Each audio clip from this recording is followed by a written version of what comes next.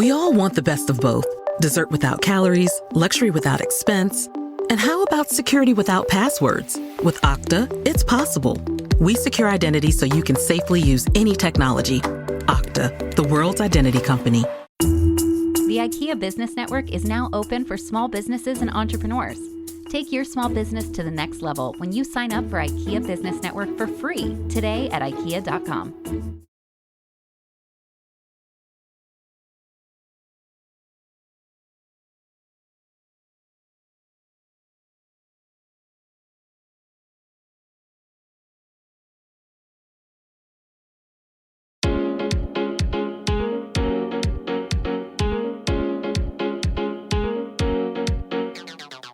Welcome to Inc. for Starters with Alexa Von Tobel. I'm Alexa, a serial entrepreneur myself and founder and managing partner of Inspired Capital, a venture firm that backs fearless founders who are solving some of the biggest challenges facing humanity. Now in our 6th season, we sit down each week with one of the best founders on the planet to hear their story of guts, inspiration, and drive. Let's dive right in. Hi, everybody. I'm your host, Alexa Von Tobel, and this week I'm excited for you to meet Ara Katz. She is co-founder and co-CEO of Seed Health, a microbiome science company pioneering innovation in probiotics and living medicines to impact human and planetary health. Ara started Seed in 2016, where she also oversees Seed's environmental endeavors under Seed Labs and directs Luca Biologic, Seed Health's venture addressing unmet needs in women's health through the vaginal microbiome. Ara's work has earned accolades such as Inc.'s Best in Business, Fast Company's World-Changing Ideas, and Time's Best Inventions. Prior to Seed, Ara was visiting fellow at the MIT Media Lab, where she helped create the Center for Future of Storytelling. As a serial entrepreneur, she previously co-founded mobile commerce startup Spring, where she helped launch Apple Pay on iPhone, and has invested in and advised companies across consumer health and tech. She lives in California with her husband and 2 sons. She is a proud owner of several tardigrades, which live at Harvard's Museum of Natural History. I can say, as a friend, Ara is amazing. Let's welcome Ara. Ara, first of all, I'm so excited to have you on.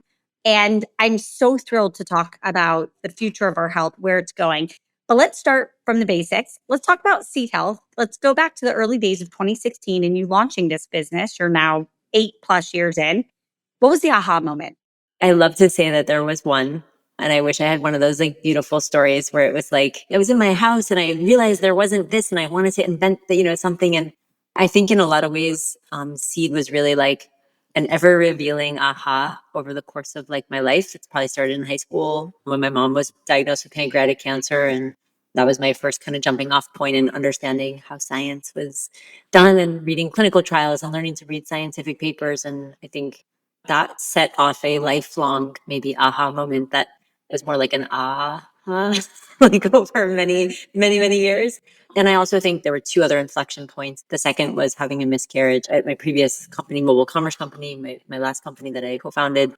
And I think that was a pivotal moment for my life, aha moment of what do I want to do with myself? What do I want to do with my life? What kind of impact do I want to make? What do I want to do every day? And I think the third aha really actually came from meeting my co-founder. In this case, my co-founder was really one of the first scientific minds that I had met that I felt really deeply understood how science could be translated into human impact in a way that didn't just get people excited in a Nature paper in a lab, but actually could really be translated into products, and in our case, through a brand that I actually felt can make really substantial impact. And our collective aha moment, although we came to microbiome in very different ways, myself more from through my pregnancy journey and certainly in tracking kind of early frontier science in my nerdy life, him very squarely from his academic life and scientific work, starting back in 2006 when he started really tracking the field. And while we did come to it very differently, I think we both really, I think collectively actually co-created the aha moment for Seed, which was really how to bring breakthrough frontier microbiome science and accelerate that into really life-changing innovations in what we call biotics, which is, probiotics, prebiotics, symbiotics, soon to be metabiotics, many other biotics coming. I want to talk a little bit about the concept of the microbiome. What is it, just in plain English for all of us? And what ability do we have to impact it for our health? It's a beautiful way that you asked the question because it's probably one of the most salient and most important things for people to understand about the microbiome. The microbiome is the collection of microbes that live within and on us. And really the microbiome of any environment is that. So there's a coral microbiome, there's honeybees have a microbiome, humans have a microbiome. When we speak about the human microbiome, we are speaking about the collection. The scientific definition would include all the genes and other constituent parts of the environment that microbes occupy. But very easily, if you're explaining it to a layperson, it is the community of microbes that live within and on us. When we speak about the microbiome, we almost exclusively today mean the gut microbiome. And that's partially for a number of reasons, because that's where the field started. That's where a lot of the early stage research began, certainly where the density of research has existed and continues to persist. But it's also because the gut microbiome is the most diverse and densest microbiome of all the microbiomes of our body. And it was mostly because stool is fairly easy to study. When we talk about the microbiome more technically, though, it includes the other microbiomes of our body. And that includes, for women, the vaginal microbiome. There's a nasal microbiome in your nose. There's a oral microbiome, which is the second most diverse ecosystem of the body. And you're going to start to hear a lot more about the oral microbiome in the coming years. There's a skin microbiome. So those are the microbes that live more on us. And each one of those microbiomes is not the same. Very similar in the way that a rainforest and a desert are entirely different ecologies with different plants and different animals and different organisms and different residents and temperatures and environments, ecologies, different acidity, different conditions. Very similarly, the microbiomes of our body are very much the same. And so the vaginal microbiome, by contrast to the very diverse, dense gut microbiome, is actually not diverse, and you don't want it to be diverse, and it's not very dense. As somebody who just really wants to be healthy, can you answer two questions? One, what should we all be doing outside of just taking, obviously, Seed Health's probiotic products? But in our daily life, what should we be eating to take care of our gut? Nothing that I'm going to say is going to wildly blow your mind that you don't probably already intuitively know from a lot of health, information and certainly the wellness mania that exists in the world. But I think there's really interesting ways of reframing it through the lens of the microbiome. So I think one of the most important things we understand about microbes is the importance of feeding the beneficial microbes in our body so that they can perform really important functions. And one of the ways we do that is through fiber and plants. And I say this because I think a lot of people are very healthy, but a lot of people also eat a lot of the same plants over and over again. So diversity of plants equals diversity in your microbiome equals a healthy biomarker of healthy functioning in the microbiome. So really thinking about the diversity of different types of fibers and types of plants is very important. And plants are really interesting because the compounds that are in plants, it's the fibers themselves that are serving as food for beneficial microbes in your microbiome. But there's also compounds in plants that microbes use and biotransform into really important other compounds that are critical for your health. And you'll start to hear a lot more in the coming years about short chain fatty acids and certainly some of these other metabolites. We're already starting to hear about urolithin A in the longevity communities, which is a compound that can be biotransformed, for example, from punicallium that comes from pomegranate.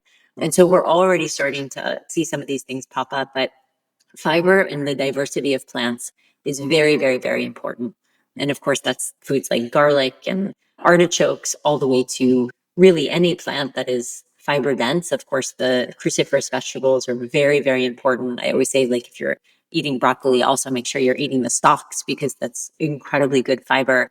And they're not digestible by your human body. It's why your stool is bulked by these compounds because they actually pass through.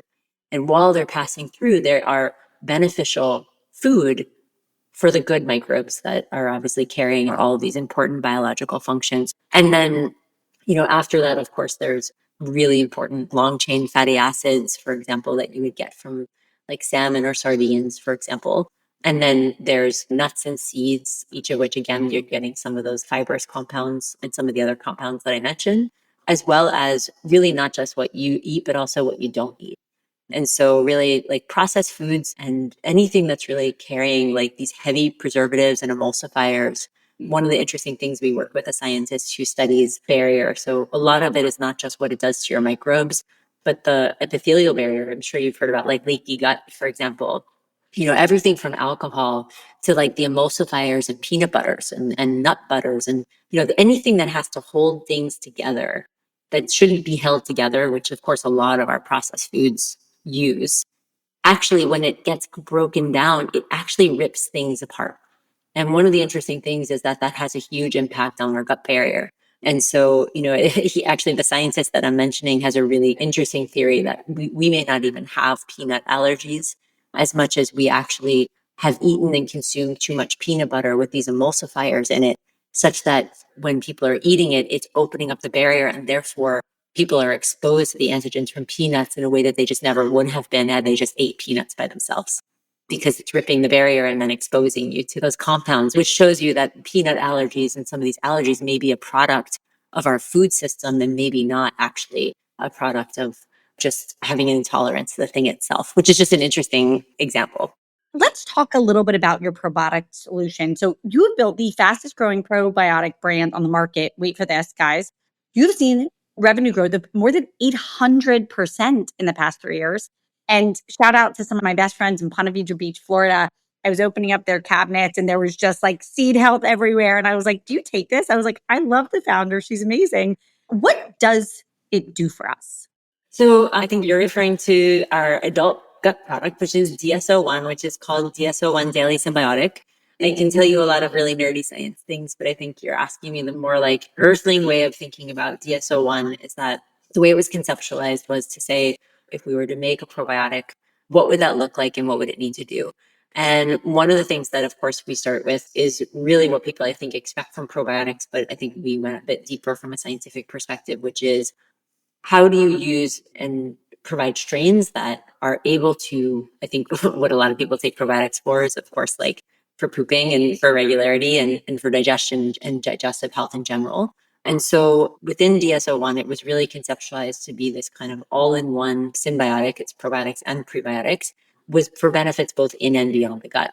So the in the gut is the ease of bloating, maintaining healthy regularity, ease of expulsion, because we are not a country that poops very well. 1 in 3 children in the United States has intermittent constipation as well, which is crazy if you think about it. Of course, that has a lot to do with lack of fiber in our diet and the other things we're talking about. And then again, within the gut, really interesting data from DSO1 also on the maintenance and integrity of the gut barrier. So really signaling these like tight junction cells to basically, we have a joke, we call say keep it tight, which is you really want your gut barrier to be very tight so that you don't have, of course, permeability and things like leaky gut. And then when you go beyond the gut, it was also to say, what really are the other areas and organ systems and aspects of health where a probiotic could make an impact? So that includes, for example, the gut skin axis. So strains that work on dampening the inflammatory response on the skin. So we have a lot of people, so for example, just looking at clearer, healthier skin, which the gut, of course, plays a huge role in. And that's another area that you're going to start to see really blow up in the microbiome space in the coming years.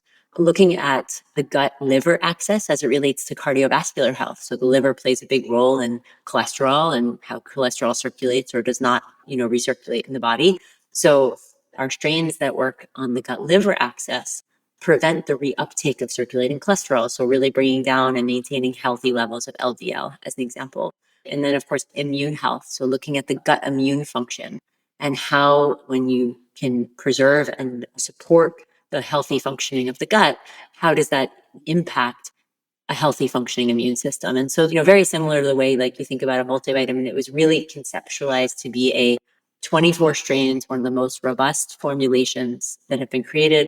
Our delivery technology is a big part of why it's so successful and effective in the body, because the strains themselves are in an inner capsule and the exterior capsule is made of prebiotics that are that compound punicalgin I was mentioning that come from pomegranate. But that outer capsule, in addition to being the prebiotic being very impactful for health, it also serves as a buffer that allows the capsule to then end up opening into the colon with the probiotics at the end of digestion, which was very optimized, something that's proprietary to us and part of why the product is so effective. Love it. I want to talk a little bit about your go to market. As I just said, you've grown revenue 800% in the last few years. You have loyal customers like myself. Can you talk a little bit about how you thought about making people aware that they should be taking these products? How did you build that customer base? Oh man. Well, we get called in. I think Ad Age wrote an article about us recently as like the anti-marketers, which is kind of funny because I guess I just think all marketing is marketing. Even anti-marketing is marketing. When we went to market, there was a really founding tenet for us, which was, I think, a few of them. The first was science isn't finished until it's communicated. And I think one of the reasons that's so powerful and important is because how science is communicated and that how it looks, smells, feels is very critical to whether or not someone is receptive. And I think we can just look no further than COVID and vaccinations to know that we do a pretty horrible job of science communication as it relates to human health at scale. And science also has a really challenging reputation because it can feel very clinical, cold, complex, over people's heads, and also feel a little bit unreachable or untouchable. And I think what we set out to do with Seed was to create a brand that was so deeply, deeply ingrained and rooted in science, but would communicate and look and feel so starkly different than pharma and biotech and some of the things that kind of feel more medically positioned. And so we really wanted to combine art and science. If you go back into history of when even those disciplines were evolving and going through their greatest explosive moments in history, art and science were so deeply intertwined. And they very much actually got very arbitrarily kind of separated at a point in history. But we really wanted to bring art and science back. And I think when you look at our aesthetic, when you look at our UX, UI of our packaging, you understand our industrial design thinking, when you think about the way we talk on Instagram and the way we look on Instagram, the way we sound, the way we do interesting stunts out in the world, I think you start to understand that there's a lot of thought into how can we make sure that we can meet people where they are without actually sacrificing any of the scientific integrity while absolutely Trojan horsing learning and education and deeper understanding of our bodies, because we really believe that that would lead to the kind of agency where people can make better choices for their health through the lens of the microbiome. I love that. I love that so much. Ara, let's talk about the vaginal microbiome. What have we learned? Oh man, where do we start? I mean, it is the reason that I said, oh man, is because the vaginal health in general and women's health is obviously one of the most underfunded, underprioritized, underinvested in aspects of health that impact not just women, but of course all of society. And so it's an area that I am incredibly passionate and excited about for so many reasons. The vaginal microbiome actually really started coming online when the first grants were started during the NIH's Human Microbiome Project under the Obama administration.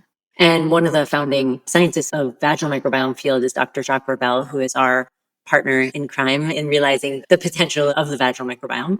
And what we've learned are a few very key things through his research that are foundational. The first is that the vaginal microbiome is entirely the opposite of the gut microbiome. So gut microbiome, you want dense diversity, you want very specific, all different species, obviously incredibly complex. The vaginal microbiome is quite the opposite. In a healthy vaginal microbiome, you do not want diversity. In fact, Dr. Ravel's work identified early foundational and understanding, of course, the role of lactobacillus in the vagina, which is fairly well understood, I think, especially amongst like OBGYNs and clinicians. But his work really went a lot further, which was how can we deeply understand what is a healthy vaginal microbiome, which science then answered with, and there's some nuance to this, but there's about 5 specific types of vaginal microbiomes. They're called CSTs. What was most important is that we found that vaginal microbiome type 1, like CST1, which is dominated by a specific bacterium called Lactobacillus cristatus, or species, I should say. And that type of vaginal microbiome was the most protective, the most stable, the most resilient against all kinds of conditions and symptoms that impact women across their lifespan. And what you see in some of the other vaginal microbiomes is also like a lack of stability, a lack of resilience, and most important, a vulnerability to many conditions and symptoms that impact and are considered now like unmet medical needs in women's health. That's why we don't have a real answer for BV, UTIs, antibiotics aren't working as well anymore. You have 62% of women with recurrence I mean, the data and the stats go on and on and on, and there really are no solutions. So what's very exciting in the vaginal microbiome is when you understand what stability could look like and you understand how microbes play a role. And because remember, it's not a very complex environment like the gut. Treating the gut is a very, very challenging possibility because it's very complex and everyone's microbiome is actually so different. Vaginal microbiome is really different because if you can actually install the correct strains of L. crispatus, you actually can change the vaginal microbiome much more easily than you can, or modulate it much more easily than you could the gut microbiome. And so it's very exciting because it's so changeable. You have the opportunity to change outcomes, which is, of course, incredibly exciting. And more than that, it's in ways that are not harsh, have very little to no side effects, and don't have some of the systemic impact that medications and some of the really harsh treatments that women's health, unfortunately, has not really innovated upon in decades. We were recently at an event with Dr. Ravel, and he called that out to a whole room of press and women and OBGYNs, and people were like mortified because I think people don't really actually understand how little innovation has happened in the field. And so what's really exciting, and when you think about like reproductive outcomes as an example, whether it's IVF, whether it's trying to get pregnant naturally, whether it's just starting your fertility journey, or obviously trying to make sure that you lower your prospects of like a preterm birth, when you understand that there's a vaginal microbiome type that you could actually potentially create that would lower the instances and really reduce your risk in certain areas. It also, very similar to how birth control felt in the 70s, it creates a lot of agency for us as women. And that's obviously incredibly, incredibly exciting. Fast forward 10 years. What's your vision with Seed Health? That's a great question. I think my vision, I should say our vision, because I do have a co-founder who's a big part of that, is to be leading the field of translating breakthrough science into innovations that impact so many aspects of our health related to the microbiome. And so if you're thinking about the microbiome and any aspect of your health or personal care, you think of Seed and you trust us and you believe that any product that we have out on the market is both effective. It's been conceptualized, I think, with some of the greatest scientific minds, but also translated into a product that has real potential to have extraordinary impact in your health. And we'll be right back after a message from our sponsors. We all want the best of both. Dessert without calories, luxury without expense, and how about security without passwords? With Okta, it's possible. We secure identity for your business, so you can safely use any technology. You can build experiences that are richer and more secure, grow revenue without running up costs, and scale easily, no matter your tech stack. Enjoying the best of both? It's possible. It's Okta. Okta, the world's identity company. The IKEA Business Network is now open for small businesses and entrepreneurs. Join for free today to get access to interior design services to help you make the most of your workspace, and employee well-being benefits that will help you and your people grow, as well as amazing discounts on travel, insurance, IKEA purchases, deliveries, and more. Take your small business to the next level when you sign up for the IKEA Business Network for free today at IKEA.com. Let's transition to you. Ara, you grew up in New York. You've been a founder a few times over. Let's go back to your childhood. I always like to know, is there something that happened then that directly translates to your success today? I think there's a few things. I was incredibly creative. Probably most people thought I would have ended up in some sort of area of the arts or design. I would build and make things all the time. And I think that that absolutely is certainly one half of the picture. I'd say the other half of the picture is probably the hustle. And that comes from two parents who knew nothing about money or business and had very little money. After going to public school till sixth grade, I transferred to a very prominent private school that my parents, I think, really scrapped everything together. And I think with some combination of financial aid and them helping, I went to Horace Mann, and my eyes kind of went wide with really being exposed to a kind of like wealth and also just people with a lot more business savvy and just a community that was really actually quite strikingly different than the way I had grown up.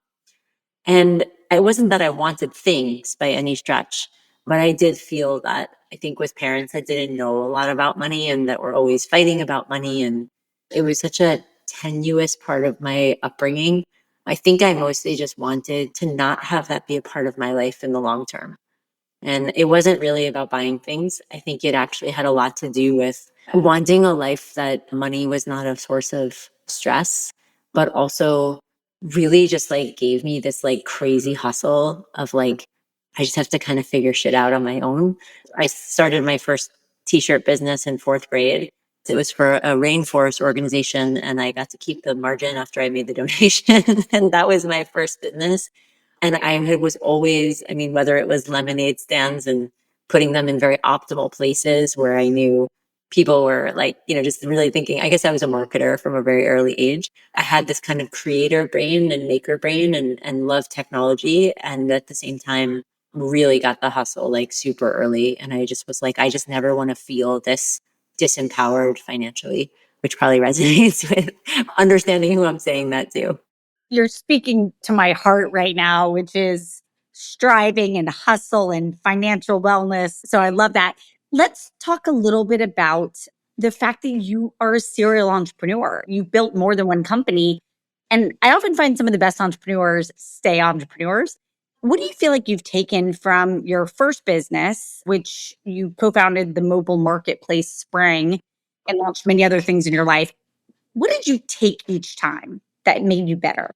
Spring was interesting because we were one of the first partners to launch Apple Pay with Apple, which was really fun in the world of 0 to 1. Not that we were, of course, the ones creating the iPhone, but that feeling of being on the edge of something at the beginning of things. I know it sounds crazy right now because everyone's like, yeah, I just buy things on my phone. I just want to remind everyone you didn't always. It wasn't always one touch away. And that is a really, really substantial sea change in like a behavior. And I think that, it definitely gave me the bug and certainly the infection of like, I really always needed to be at the beginning of things. And I think that's something that I don't know if I'd be any good reinventing like a hula hoop business. I'm sure I could come up with something creative, but I think that I've always really felt deeply about being at the beginnings, and for not because like it would necessarily be financially successful, but because I think intellectually and existentially, I need to be creating something new. And I think that certainly is what it reminded me of, although in an area that I don't maybe would say it, I don't really necessarily care about, like mobile commerce. But I think that it definitely really reinstilled to me how important being on the edge of something is. And I would also say that it reminded me in all of the endeavors, I think I learned a lot about who you do it with is as important as what you're doing. I agree with you big time on that. Let's move to the quick fire round. Give me a quote that you love or live by. Right before my mom died, she gave me a little wooden pin, and it's mounted in my room actually. And it says, she didn't always follow the recipe.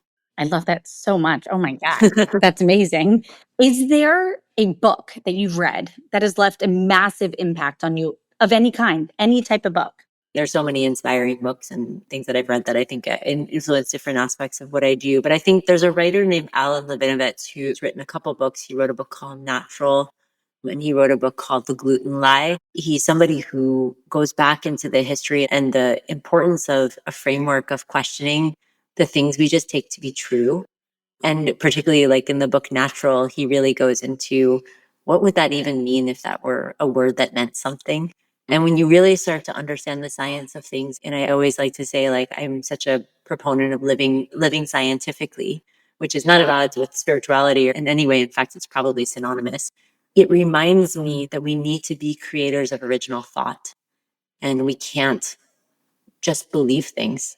We always say that even of ourselves, we want people to be critical thinkers. I think right now in this world, we hit the share button so quickly.